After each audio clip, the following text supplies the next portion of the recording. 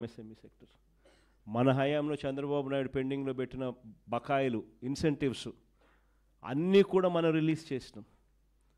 అన్నీ కూడా మనం రిలీజ్ చేస్తే ఆ ఎంఎస్ఎంఈ ఒక సెక్టర్లోని 4,78,000 ఎంఎస్ఎంఈ యూనిట్స్ను గ్రౌండ్ చేసి వాటి ద్వారా దాదాపుగా మరో 33 లక్షల ఉద్యోగాలు మనం ఎంఎస్ఎంఈ సెక్టర్ ద్వారా మనం క్రియేట్ చేయగలిగాం.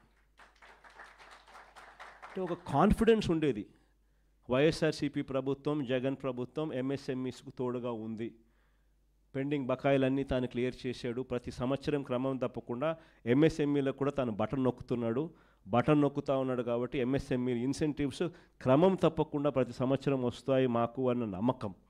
ఆ నమ్మకంతో ఎంఎస్ఎంఈలు are the biggest providers of jobs. ఈ పెద్ద పెద్ద కంపెనీలు, సోకాల్డ్ పెద్ద పెద్ద కంపెనీలలో పెద్ద పెద్ద ఉద్యోగాల సంఖ్యలు ఎక్కువ రావు, పెట్టుబడి ఎక్కువ, ఉద్యోగాల సంఖ్య తక్కువ. కానీ ఎంఎస్ఎంఈస్లో పెట్టుబడి తక్కువ, ఉద్యోగాలు మాత్రం ఎక్కువ పెట్టుబడితో కంపేర్ చేస్తే.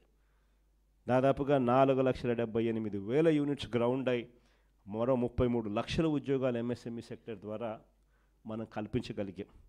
అది కాకుండా లార్జ్ అండ్ మెగా ఇండస్ట్రీస్లో మరో 1,00,000 ఉద్యోగాలు, మొత్తం కలిపితే 40,13,552 ఉద్యోగాలు ఒక్క వైఎస్ఆర్సీపీ ప్రభుత్వ హయాంలో మనం క్రియేట్ చేయగలిగాం.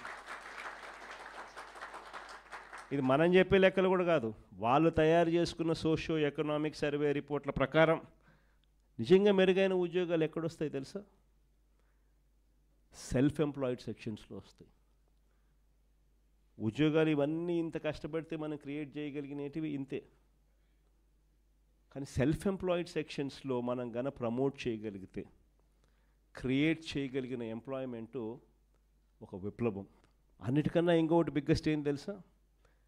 62% ఆఫ్ ద పాపులేషన్, 62% పాపులేషన్ వ్యవసాయం మీద ఆధారపడ్డ పాపులేషన్. వ్యవసాయం ఒక్కటి కుదేలైపోతే 62% జనాభాకు ఉపాధి ఉండదు. చంద్రబాబు నాయుడు నోట్లో నుంచి వచ్చే మాటలు అయితే వ్యవసాయం అన్నది దండగా అనే మాటలు వస్తాయి. కానీ వ్యవసాయాన్ని పండగగా మార్చిన పరిపాలన ఎక్కడైనా జరిగింది అని అంటే మన ప్రభుత్వ హయాంలో. ప్రతి అడుగులో కూడా విత్తనం నుంచి పంట కొనుగోలు వరకు, పంట కొనుగోలు నుంచి రైతుకి ఏదైనా విపత్తు వస్తే ఆ విపత్తు నుంచి రైతును ఆదుకునే వరకు ప్రతి అడుగులోనూ కూడా రైతును చేయబట్టుకొని నడిపించింది ఒక వైఎస్ఆర్సీపీ ప్రభుత్వ హయాంలో మాత్రమే. ఇవన్నీ చేయగలిగాం కాబట్టి రాష్ట్రంలో ఎకానమీ అన్నది బాయింట్గా ఉన్నది. వీటి అన్నిటికీ తోడు ఎప్పుడు జరగని విధంగా 4 పోర్ట్లు రాష్ట్రం మొత్తం చూస్తే మనం రాకమునుపు వరకు 6 పోర్ట్లు ఉంటే, 4 లొకేషన్స్లో 6 పోర్ట్లు ఉంటే, మన 5 ఏళ్ల పీరియడ్లోనే కోవిడ్ ఉన్నా కూడా, 2 సంవత్సరాలు కోవిడ్ ఉన్నా కూడా, మన 5 ఏళ్ల కాలంలో ఏకంగా మరో 4 పోర్ట్లకు శ్రీకారం చుట్టి అడుగులు ముందుకేసాం. అందులో 3 పోర్ట్లు గవర్నమెంట్ రంగంలోనే, రామాయపట్నం అయితేనేమి, మూలపేట అయితేనేమి, కాకినాడ అయితేనేమి, మచిలీపట్నం పోర్ట్ అయితేనేమి. ఇవన్నీ దాదాపుగా రామాయపట్నం అయితే 80% కంప్లీట్ అయిపోయింది, మచిలీపట్నం పోర్ట్ అయితే 30% కంప్లీట్ అయిపోయింది, మూలపేట పోర్టు ఆల్మోస్ట్ 30% కంప్లీట్ అయిపోయింది, కాకినాడ పోర్టు ఒకటి ప్రైవేట్ పోర్ట్లో ఇంకోటి డెవలప్ చేసాం. మొత్తం 4 పోర్ట్లు, 10 ఫిషింగ్ హార్బర్లు, 6 ఫిష్ ల్యాండింగ్ సెంటర్సు. అంటే పోర్ట్ లెడ్ ఎకానమీని అడుగులు వేగంగా ముందుకు ఇచ్చగలిగాం. గూగుల్కి సంబంధించి క్లారిఫికేషన్, చంద్రబాబు నాయుడు అనే వ్యక్తి ఏ రకంగా క్రెడిట్ చోరీ చేస్తాడు అనేది కూడా చెప్పింటే, డేటా సెంటర్ అనే దానికి ఫస్ట్ ఆఫ్ ఆల్ డేటా విశాఖపట్నంకు రావాలా కదా, వస్తేనే కదా డేటా సెంటర్ అనేది వచ్చేది. ఆ డేటా అనేది సింగపూర్ నుంచి కేబుల్ తీసుకొచ్చేదానికి అంకురార్పణ చేసింది వైఎస్ఆర్సీపీ ప్రభుత్వంలో జరిగింది. కాబట్టి వైఎస్ఆర్సీపీ ప్రభుత్వంలో 300 మెగావాట్లకు సంబంధించి డేటా సెంటర్కు శంకుస్థాపన చేశాం. అదానికి గూగుల్కు ఆ రోజుల్లోనే 2022లోనే నోయిడాలో గూగుల్తో కలిపి నోయిడాలో already data centre Adani already కట్టాడు. దానికి సంబంధించి శంకుస్థాపన 2023లో జరిగింది. తర్వాత సింగపూర్ గవర్నమెంట్కు 2020 శంకుస్థాపన చేసిన రోజే తర్వాత 3-4 నెలలకే 2022లోని సింగపూర్ గవర్నమెంట్కి లేఖ కూడా రాసినాం. కేబుల్ అక్కడి నుంచి వచ్చేదానికి మాకు ఫెసిలిటేట్ చేయండి అని. అవన్నీ జరిగితే ఈరోజు గూగుల్ వస్తూ ఉందాం. డేటా సెంటర్లో అసలు కట్టాలి అని అంటే ఫస్ట్ డేటా రావడానికి కేబుల్ కావాలి కదా. ఇవన్నీ అప్పుడు మనం చేసాం కాబట్టి ఇప్పుడు వస్తూ ఉంది. ఆ రోజు నుంచి చూస్తే విశాఖపట్నంలో డెవలప్మెంట్ అనేది ఆ రోజు అడుగులు మనం వేసాం కాబట్టి ఈరోజు గూగుల్ వస్తూ ఉంది. ఆ రోజు మనం మూలపేట పోర్టు మనం 30% కంప్లీట్ చేసాం కాబట్టి ఈరోజు మూలపేటలో పోర్టు కంప్లీట్ అయ్యే పరిస్థితిలోకి వస్తూ ఉంది. ఆ రోజు భోగాపురం ఎయిర్పోర్ట్కు 900 కోట్లు ల్యాండ్ అక్విజిషన్కి మనం ఖర్చు చేసినాం.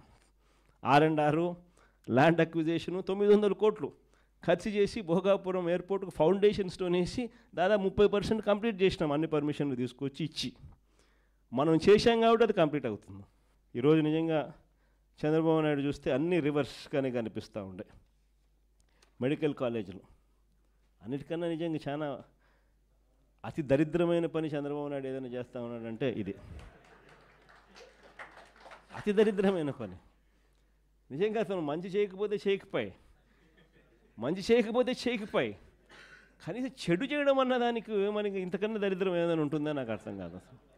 ఎందుకనంటే నువ్వు కట్టిందిలా రాష్ట్రం ఏర్పడినప్పటి నుంచి ఇప్పటిదాకా 1923 1923 నుంచి 2019 దాకా అంటే మన ప్రభుత్వం వచ్చేదాకా రాష్ట్రంలో ఉన్న మొత్తం మెడికల్ కాలేజీలు ఎన్ని అంటే 12. గవర్నమెంట్ రంగంలో ఉన్న మొత్తం మెడికల్ కాలేజీలు ఎన్ని అని అంటే 12. ఈ 12 కాలేజీలకు చంద్రబాబు నాయుడు చేసింది 0. రాష్ట్రంలో ఉన్న మెడికల్ కాలేజీలు ఎన్ని అంటే గవర్నమెంట్ 12. చంద్రబాబు నాయుడు 12లో ఏమైనా ఒకటన్నా చేశాడంటే అది లే, ఒక్కటి చేయలే. మనం వచ్చిన తర్వాత ఏకంగా 5 ఏళ్లలో కోవిడ్ ఉన్నా కూడా 2 సంవత్సరాలు 5 ఏళ్లలో ఏకంగా 17 మెడికల్ కాలేజీలు మనం తీసుకొచ్చే కార్యక్రమం చేస్తాం.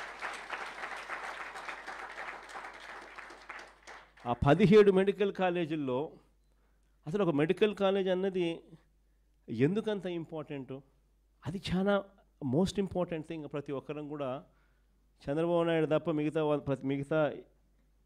మిగతా వాళ్ళందరూ కూడా లాజికల్గా ఆలోచన చేయదగ్గ పాయింట్. అసలు గవర్నమెంట్ ఎందుకు స్కూళ్ళు నడుపుతుందో, అసలు గవర్నమెంట్ ఎందుకు హాస్పిటల్ నడుపుతుందో, గవర్నమెంట్ ఎందుకు ఆర్టీసీ బస్సులు నడుపుతుందో ఎప్పుడైనా ఆలోచన చేశారా? ఎప్పుడైనా తట్టిందా? ఎందుకంటే గవర్నమెంట్ ఇది చేయకపోతే ప్రైవేట్ వాడు పేదవాడిని మధ్యతరగతిని పూర్తిగా నాశనం చేసేస్తాడు. ఎక్స్ప్లాయిటేషన్ జరుగుతుంది. ప్రైవేట్ ఎక్స్ప్లాయిటేషన్కి చెక్ పడాలి అని అంటే గవర్నమెంట్ అనేది స్కూళ్ళు నడుపుతేనే చెక్కు పడుతుంది, గవర్నమెంట్ అనేది హాస్పిటల్ నడుపుతేనే చెక్కు పడుతుంది, గవర్నమెంట్ అన్నది ట్రాన్స్పోర్ట్ ఆర్టీసీ నడుపుతేనే చెక్కు పడుతుంది. లేకపోతే ప్రైవేట్ వాళ్ళు పేదలను మధ్యతరగతి వాళ్ళను పూర్తిగా ఎక్స్ప్లాయిట్ చేసే కార్యక్రమం జరుగుతుంది. This is common sense. మనము ప్రతి పార్లమెంటును ఒక జిల్లా చేసాం. అంటే ప్రతి 7 అసెంబ్లీ సెగ్మెంట్లకు ఒక పార్లమెంటుకు ఒక జిల్లా చేసాం. జిల్లా చేయడమే కాకుండా ఆ జిల్లాలో ఒక గవర్నమెంట్ మెడికల్ కాలేజ్ తీసుకొచ్చే కార్యక్రమం చేస్తాం. గవర్నమెంట్ మెడికల్ కాలేజ్ ఎందుకు అని అంటే గవర్నమెంట్ మెడికల్ కాలేజ్తో పాటు అక్కడ ఒక మల్టీ స్పెషాలిటీ హాస్పిటల్ కూడా టీచింగ్ హాస్పిటల్గా అవైలబిలిటీలోకి వస్తుంది. ఎందుకనంటే అసిస్టెంట్ ప్రొఫెసర్లు పీజీ స్టూడెంట్సు మెడికోసు వీళ్ళందరూ కూడా అక్కడే పనిచేస్తారు, నర్సింగ్ స్టూడెంట్స్ అందరూ కూడా. సో ఒక సూపర్ స్పెషాలిటీ హాస్పిటల్ అన్నది కూడా ఒక టీచింగ్ హాస్పిటల్ రూపేణ అవైలబిలిటీలోకి వచ్చి పేదలకు ఉచితంగా వైద్యం అక్కడ అందుబాటులోకి వస్తుంది.